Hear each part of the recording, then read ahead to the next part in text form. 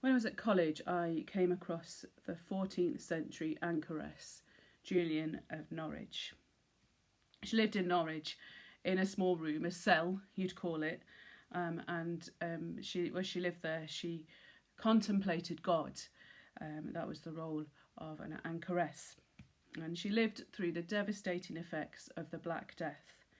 When Julian was seriously ill, she had a series of visions through which she received insight into Jesus' sufferings and love for us.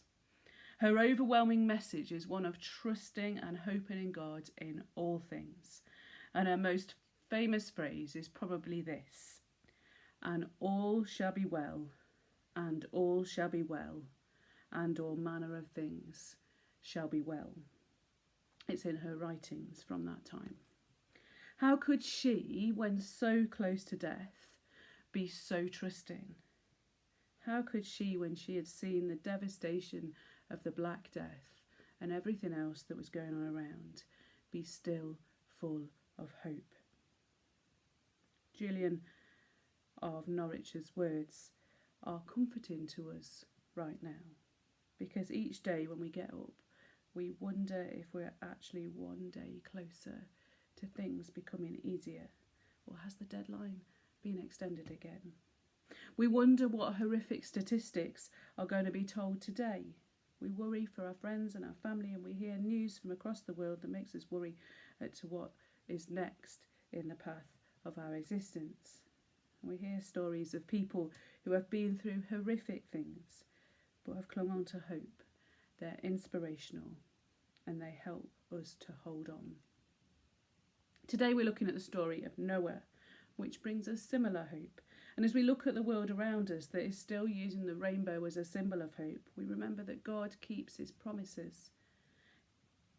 So we look at that great chapter in Hebrews of faith, and we come to verse 7, and it says this: "By faith Noah, when warned about things yet seen, in holy fear built an ark to save his family.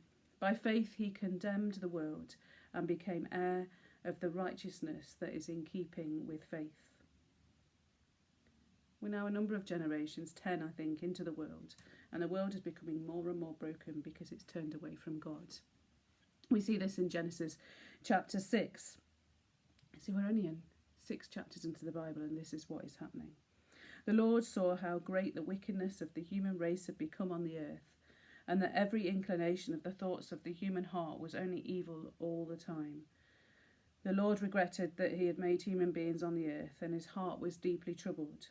So the Lord said, I will wipe from the face of the earth the human race I have created, and with them the animals, the birds, and the creatures that move along the ground, for I regret that I have made them."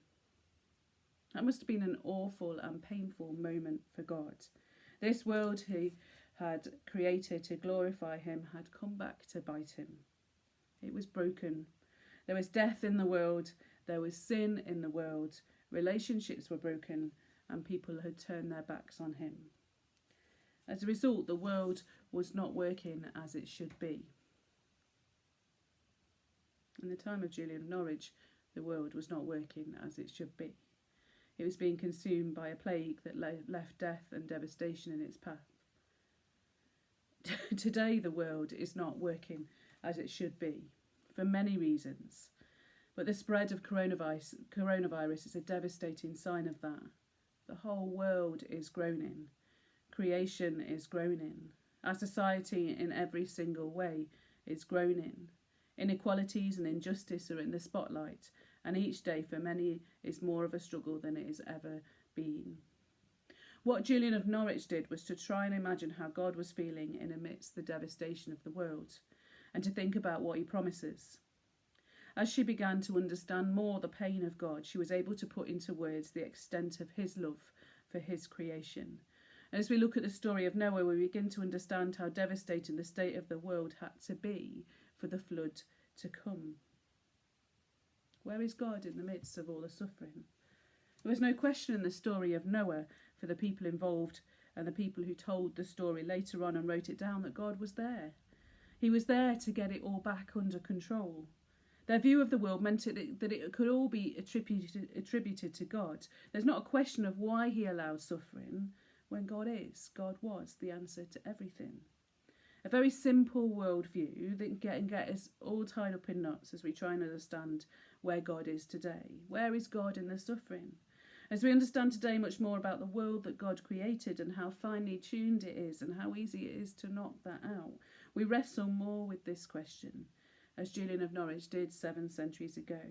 But as she did, we see that we find him amongst the pain, not the cause of the pain, with deep, deep love for those who are so broken. And we see him in the hope too. Why is the rainbow a symbol of hope? Because it's God's symbol of hope, straight from the story of Noah. And it speaks of restoration and new beginnings, not simply devastating endings. When the uncreation of the flood happened, we noticed that creation was not totally undone. Despite the absolute devastation of the earth caused by the actions of humanity in turning from God, there is hope of life through Noah. Noah trusted in God and understood that God was the one who creates and doesn't destroy. Through the life of Noah, God shows us how to look ahead with grace and with love. Grace found Noah. That's why he was saved. Could we imagine that Noah was totally perfect? From what we know of humanity, could Noah have been totally righteous? I don't think he could. Yet Noah found favour in God's eyes. Noah trusted that God would get him and his family through. He trusted enough to build an ark on dry land and take animals that would probably kill each other under normal circumstances on the ark with him and his family to see out the storm. He only got through by the grace of God. If we imagine that Noah had been completely righteous at first, it takes away the need for grace. Hebrews 11 verse 7 says he became an heir to righteousness. Noah accepted God's grace and he had faith in God, and it is through God's love that grace found Noah. Despite all the pain and destruction, there is still space for grace. It's because of this grace that the world's story continues after the flood. It's because of this grace that we know all will be well and our story will continue. It's God who chooses Noah and makes him safe. And Noah knows this. As soon as he gets out of the ark in Genesis chapter 8 verse 20, this is what happens. He comes straight back to God. Then Noah built an altar to the Lord, and taking some of the clean animals and clean birds, he sacrificed burnt offerings on it. The Lord smelled the pleasing aroma and said in his heart, "Never again will I curse the ground because of humans, even though every inclination of the human heart is evil from childhood. And never again will I destroy all living creatures as I have done." In a different way of new beginning began to be established. When we think about grace, we remember, of course, that Jesus has died on the cross, and we remember the gift we have that while we still turn away from God, he turns to us and embraces us when we accept his grace. This story shows that grace is ongoing. God's grace was there before Jesus died on the cross and lives on in the knowledge and acceptance that Jesus died on the cross. At the cross, God himself took responsibility for the suffering of the world. Though we don't understand why things happen, we know that God is here with us. In the depths of our struggle, we know that God does not let us go. The turning point for each of us, like Noah, is when we reach our hands up to God and find that God has always had hold of us. The turning point for each one of us is when we accept the grace of Jesus Christ dying on the cross. God had hold of Noah, and he kept him safe. And he has hold of each one of us now. And whatever we face ahead, he will never leave us or forsake us. We don't always need to understand why things happen. The whole of creation is groaning. And as it groans, God understands and feels our pain because of his deep, deep love for those he has created. There is so much hope in all of this, beyond the pain. With the promises that we see in the story of Noah, we recognise that in our pain, God is with us. that in our loneliness, God is here. We see that God is a God of compassion, and he goes in front of us. He walks with us. He consoles us, reassuring us and encouraging us through where things are being devastated right now and in the time of rebuilding. Hope points to a future. God's with us in the ark, even when we don't know when the floodwaters are going to recede. We are called, like Noah, to put our trust in God and to carry on with our journey with him. And we have the promises, like Noah, that there is a way on where all will be well.